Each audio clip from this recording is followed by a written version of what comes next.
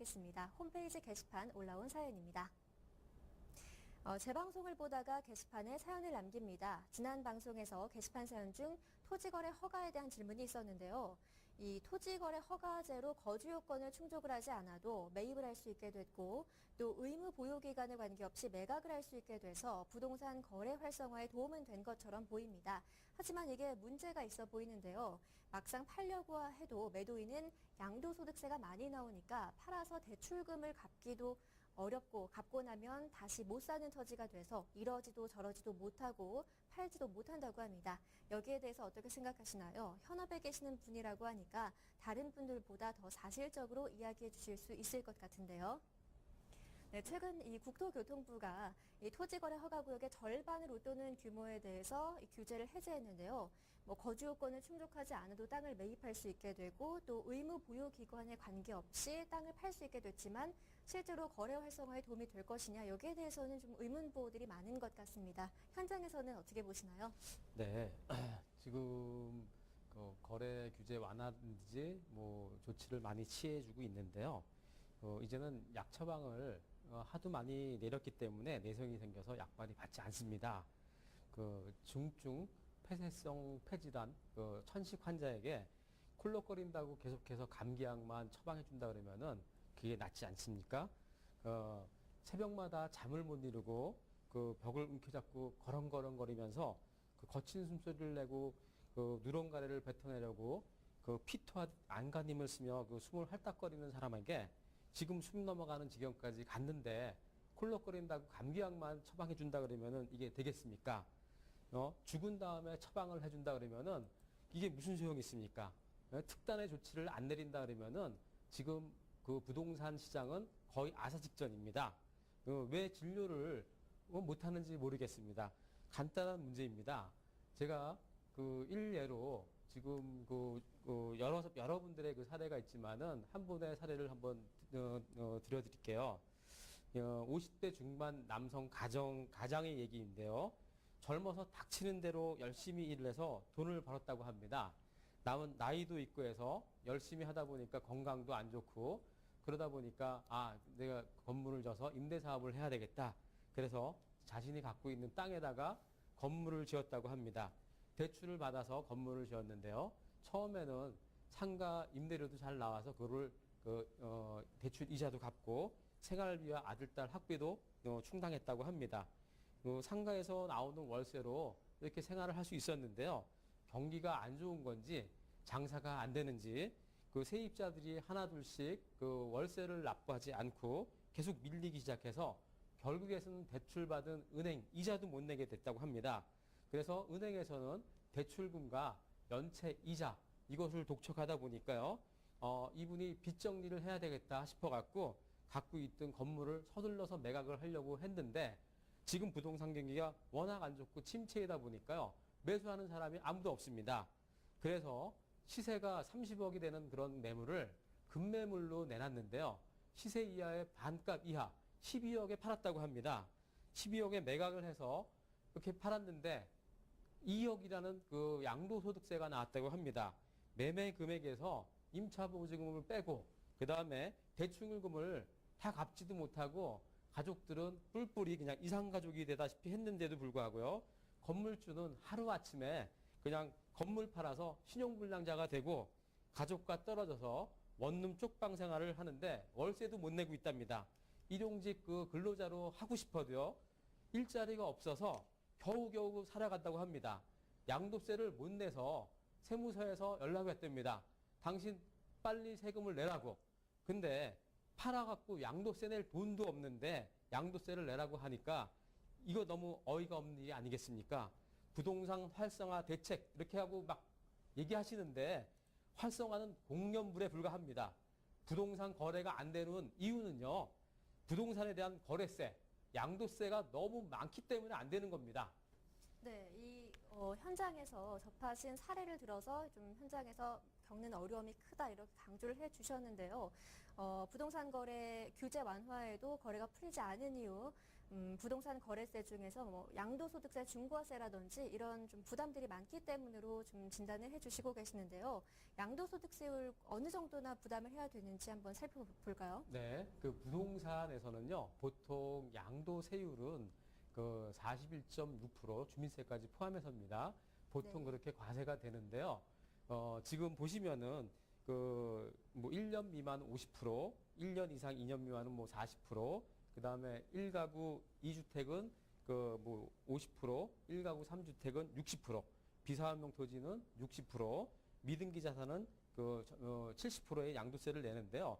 보통은 41.6% 주민세까지 포함해서 내는데요. 만약에 3억에 대한 양도 차익이 있다 그러면은 1억 600만 원에 대한 양도 세금을 내야 되고요. 10억에 대한 양도 차익이 생겼다 그러면은 4억 정도에 대한 양도세를 내야 되는데요. 근데 대출금이 10억이 있는 아까 그분 같은 경우에 대출금이 10억 정도 있고 그다음 보증금이 2억이 있습니다. 그러면 12억에 팔았으면은 거기 세금을 2억을 내야 되는데 낼 수도 없고요. 연체 이자도 못 냅니다. 개인 같은 경우에는 대출 받았을 때 대출 이자에 대한 비용 처리도 하나도 없습니다. 그 다음에 재산을 갖고 있다고 했을 때에는 거기에 따라서 국민연금이라든지 의료보험이라든지 간접조세가 어마어마하게 많이 나옵니다. 거기다가 이분이 또 그 재산세를 또 납부하고요. 거기에 따라서 소득이 있으면 종합소득까지 소득세까지 냅니다. 이 가장이 50대 가장이 그 피토하는 그 이게 땀을 흘려서 모은 그 재산이 결국에는 하루아침에 날아갔는데요. 이분이 1년에 낸 세금이 약 1,000만 원 정도 된답니다. 재산세서부터 해갖고 국민연금, 의료보험료 다 해갖고요. 그러면은 대출은 빼고요. 대출에 대한 이자는 제외하더라도요. 그러면 양도소득세에서 최소한도로 그런 비용들은 공제를 해줘야 되는데 개인들은 전혀 그런 혜택이 없다고 합니다. 그러면 대출금이 50%에서 60% 정도 되고요. 보증금 거기다 또 공제를 하고요. 그러고 나서 이것저것 다 빼고 나면은 양도소득세도 내지 못할 그런 지경에 있습니다. 네, 이 양도소득세와 관련해서는 전문가들도 좀 거래세 부담이 너무 크다, 보유세 부담이 너무 크다, 부동산과 관련된 세금, 부동산 침체기만큼 좀 줄여주는 것이 좋겠다 이런 진단들 많이 내놓고 있는데요. 이렇게 해서 첫 번째 질문, 이 토지거래 허가구역 해제가 과연 거래 활성화에 도움이 될까? 현업에 계신 입장에서 어떻게 보느냐라는 시청자분의 질문 함께 해결을 해봤는데요. 좀 현업에 계시다 보니까 아무래도 좀 거래가 크게 늘지 않는다는 데 대해서 좀 안타까움이 크신 것 같습니다. 어떤 내용들이 있었는지요? 다시 한번 화면으로 정리해 보도록 하겠습니다. 네, 첫 번째 질문은 이 토지 거래 구역 해제, 거래 활성화에 도움이 될지 현장에서는 어떻게 느끼고 계신지에 대한 시청자분의 질문이었는데요. 부동산에 대한 세금이 과도하다라는 문제 지적해 주셨습니다. 양도소득세, 중과세 등 부동산 거래세 부담이 큰 데다 재산세에다 종합부동산세, 임대소득에 대한 소득세까지 합하면 세금 부담이 더 높아지는데요. 부동산 경기 침체에 대출금 상환 압박까지 겹쳐서 이 거래 절벽이 풀리지 않는다고 합니다. 얼어붙은 거래 심리를 살릴 만한 특단의 대책이 필요하다는 진단이네요. 네, 이어서 두 번째 시청자 질문 살펴보도록 하겠습니다. 역시 홈페이지 게시판에 올라온 사연인데요. 어떤 내용인지 화면으로 확인해 보겠습니다.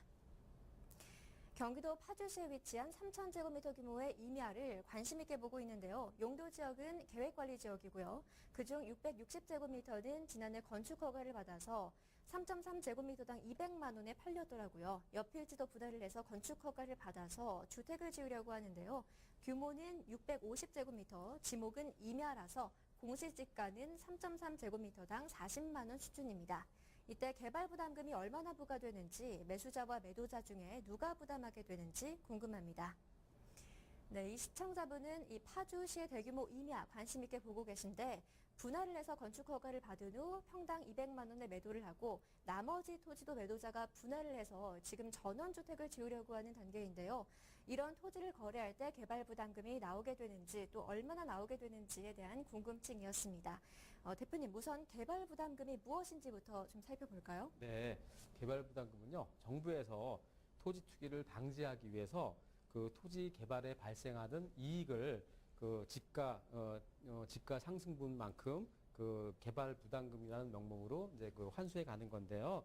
그 개발 종료 시점의 공시지가에서 개발 착수 시점의 공시지가에 그 개발 비용을 더한 거에 그 차액만큼의 25%를 개발 부담금으로 부과하는 것입니다. 네, 이 개발 부담금은 개발로 인한 토지가 상승분의 25%를 정부가 가져간다 이렇게 이해를 해볼 수가 있겠는데요. 이렇게 이 경우처럼 하나의 토지를 분할을 해서 개발하는 경우에도 개발 부담금 나오게 되나요? 지금 개발을 하게 되면요. 지금 도시지역 외지역 같은 경우에는 500평이요. 그 1650제곱미터까지는 이제 그 개발 부담금이 부과가 안 되는데요. 일단의 토지가 아까 보니까 그 3000제곱미터라고 하네요. 그러면은 그 전체를 다 개발할 때는 개발 부담금이 되지만은 아까 여기처럼 660제곱미터를 개발할 때는 개발 부담금 부과 대상이 아닙니다. 그렇지만은 연접해서 또 한 필지를 개발했을 때 620제곱미터를 또 건축허가를 받았으면은 그거 두 개 합쳐도 1650제곱미터, 500평이 안 되기 때문에 그때까지도 개발 부담금 대상이 아닙니다. 근데 세 번째 650제곱미터를 또 개발 그 허가를 냈다 그러니까요. 그러면은 세 개를 합치면은 1930제곱미터입니다. 그러면 1650제곱미터를 상회하기 때문에 이거는 일단의 토지로 봅니다. 동일인 소유에 연접해서 갖고 있는 토지를 그 개발행위 허가를 받아서 건축 허가를 받은 경우에는 일단의 토지로 보기 때문에요. 이거 같은 경우에는 그 개발 부담금 대상이 됩니다. 네, 분할해서 개발을 하는 경우에도 연접 개발로 개발 부담금을 납부해야 되는데요. 이게 지역별로 부과되는 면적 규정이 좀 다르다고요. 네. 이게 지금 도시 지역이나 도시 외 지역이냐에 따라서 면적이 좀 차이가 납니다. 그러면은 그 도시 외 지역 같은 경우에는 좀 크겠죠. 도시 지역 같은 경우에는 좀 적겠죠. 그거 같은 경우에는 그 도시 지역 안에서 개발할 시에는 그 200평, 660제곱미터, 그 다음에 도시 지역 그 외에, 그러니까 서울특별시, 광역시 그 외 지역, 그 도시 지역 같은 경우에는 300평까지, 그리고요, 그 도시계획구역 중에서도 개발 제한 구역 같은 경우에는 그 1650, 그 500평까지는 그 괜찮고 500평 이상 되는 거에 대해서는 개발 부담금 대상이 됩니다. 네, 지역별로 부과 대상 면적이 조금 다른데요. 그렇다면 이 개발 부담금은 언제 부과가 되는 건가요? 산출 방식도 좀 함께 알려주실까요? 네, 개발 부담금은요, 그 건물이 준공이 났을 때, 그 준공이 나면은 준공일로부터 40일 이내에 내가 개발 부담금에 이러한 비용이 들어갔습니다 하고 그 들어간 비용 내역서를 그 시에다가 제출을 하게 됩니다. 그러면은 그게 이제 합당한지 이렇게 쭉 그 산출을 할 거고요. 그러고 나서 건물 준공 후에 그 3개월 이내에 개발 부담금을 납부하게 돼 있습니다. 그리고요, 개발 종료 시점의 공시지가에서 그 개발을 허가 받을 때, 건축 허가 받을 때 공시지가 차액, 거기다가 내가 그 들어간 토목 비용이라든지 개발 비용들, 그 다음에 정상 지가 상승분을 공제해서 나온 살출 금액에서 25%를 갖다 납부하게 되는데요. 지금 여기에 40만 원 정도의 땅을 공시지가가 40만 원 정도라고 하는데요. 땅 매입은 200만 원 정도에 했다고 합니다. 그러면은 부가 종료 시점의 공시지가는 200만 원을 보고요. 부가 개시 시점의 공시지가를 40만 원으로 보고 개발 비용은 평당 한 20만 원 정도 들어간다고 보면 됩니다. 거긴 설계비서부터 해갖고 토목공사비, 상수도 인입공사비 전부 해갖고 20만 원 들어가면은 결국에는 140만 원 정도의 차익이 생깁니다. 그럼 140만 원 정도의 25%를 갖다 개발 부담금으로 부과하는데요. 그러면은 평당 한 35만 원 정도 그 개발 부담금이 나옵니다. 그럼 아까 660제곱미터 같은 경우에는 200평인데요. 200평에 대해서 이 35만 원을 적용하면은 7천만 원입니다. 그럼 7천만 원에 대해서 개발 부담금을 납부해야 됩니다. 이것도 적지 않은 금액입니다. 이것도 굉장히 부담이 됩니다. 네, 이 실제로 계산을 해봤더니 한 7천만 원 정도 개발 부담금 예상이 된다고 하셨는데요.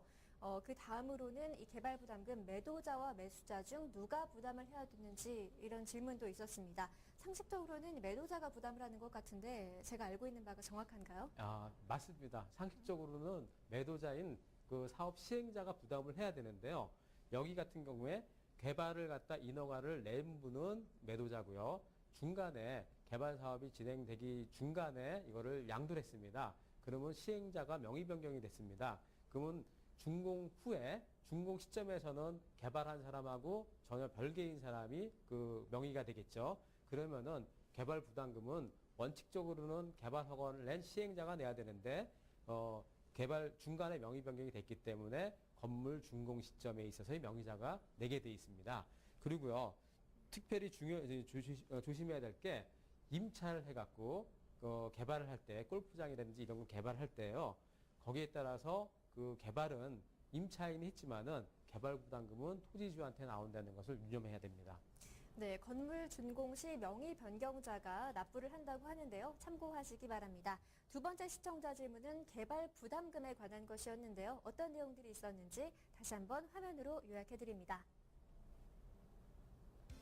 파주시 임야를 분할해서 건축 허가를 받았을 때 개발 부담금 어떻게 부과되는지 질문해 주신 시청자입니다. 개발 부담금은 이 토지 투기를 막기 위해 도입된 제도로 개발로 인한 토지가 상승분의 25%를 정부가 환수하는 개념인데요. 이 시청자분의 경우처럼 분할을 해서 건축 허가를 받는 경우에도 연접 개발로 부담금을 납부해야 됩니다. 건물 준공 후 40일 이내에 부과가 되며 준공 시점 명의 변경자가 부담을 해야 된다고 하네요. 네, 이렇게 해서 편한 부동산 투자 수요일 토지 2부 리얼 궁금해 시간에는 두 분의 시청자 질문 함께 해결을 해봤는데요. 1시간 동안 도움 말씀 주신 그랜드리얼티 정영엽 대표님 오늘 말씀 감사합니다. 네, 감사합니다. 네, 내일 현충일 주말 잘 보내시고요. 저희는 금요일 오전 10시 수익형 부동산 배틀로 다시 찾아뵙도록 하겠습니다. 시청해주신 여러분 감사합니다.